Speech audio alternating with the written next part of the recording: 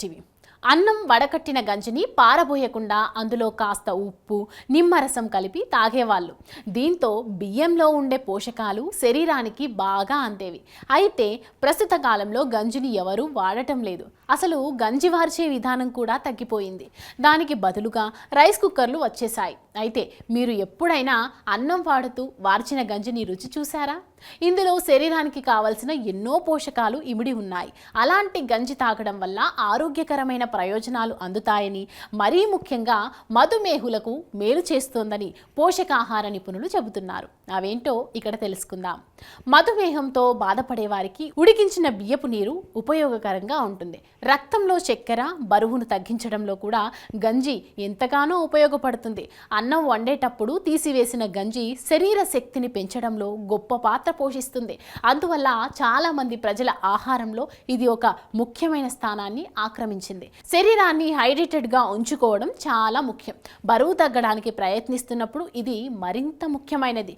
అన్ని శరీర వ్యవస్థలు బాగా పనిచేయడంలో హైడ్రేషన్ ఒక ముఖ్యమైన పాత్ర పోషిస్తుంది. కాబట్టి రైస్ వాటర్ మిమ్మల్ని హైడ్రేట్ గా ఉంచడంలో సహాయపడుతుంది. అన్నం వార్చిన గంజిలో చిటికెడు ఉప్పు, అర చెంచా కొబ్బరి నూనె కలిపి తాగితే మధుమేహ వ్యాధిగ్రస్తులకు బాగా ఉపయోగపడుతుంది. పోషకాలు సమృద్ధిగా ఉన్న గంజి రక్తంలో చక్కెర స్థాయిలను నియంత్రించడంలో ముఖ్యమైన పాత్ర పోషిస్తుంది.